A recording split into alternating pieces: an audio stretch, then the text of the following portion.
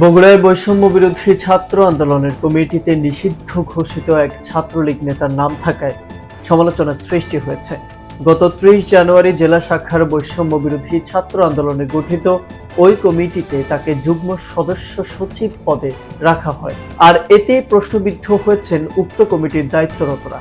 অপরদিকে ক্ষোভ প্রকাশ করেছেন সম্মুখ সারির বৈষম্য বিরোধী আন্দোলনের শিক্ষার্থীরা। কমিটিতে স্থান পাওয়া ওই নেতার নাম মিরাজ হোসেন। তিনি সান্তাহারা সরকারি কলেজ শাখা ছাত্রলীগের উপশিক্ষা ও পাঠ চক্র সম্পাদক ছিলেন এবং সান্তাহারা পৌর শহরের সাতাহারা আদর্শ পাড়ার মিঠুর ছেলে।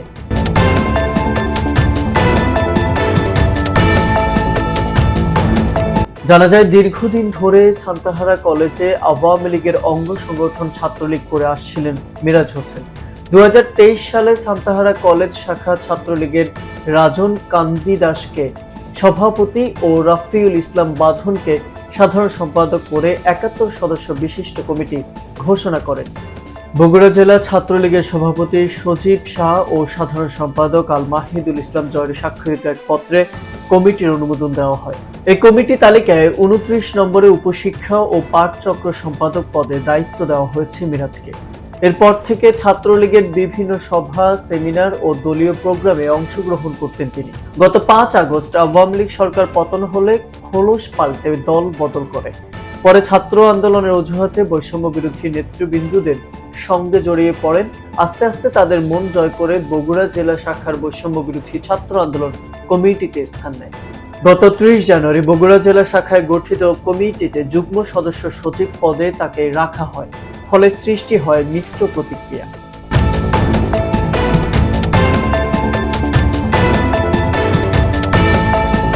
নাম প্রকাশে অনিচ্ছুক এক ছাত্রলীগ নেতা জানান, মিরাজ হোসেন আমাদের সঙ্গে ছাত্রলীগ করত, দল পরিবর্তনের সঙ্গে সেও নিজেকে পরিবর্তন করেছে। তার ছাত্রলীগ করা নাম তালিকা রয়েছে। দলীয় প্রোগ্রামে রবিন সহ বিভিন্ন নেতাকর্মীদের সাথে কাজ করত। পরে বগুড়া জেলা বৈষম্য বিরোধ ছাত্র আন্দোলন কমিটিতে নাম দেখে হতভাগ হয়েছি। অভিযুক্ত মিরাজ হোসেনের সঙ্গে একাধিকবার মুঠোফোনে যোগাযোগ করলে তিনি রিসিভ করেননি।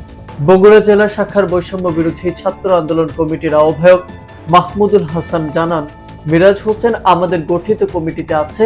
যদি ছাত্রলীগের কোনো কমিটিতে নাম থাকে তাহলে তার বিরুদ্ধে পদক্ষেপ গ্রহণ করা হবে।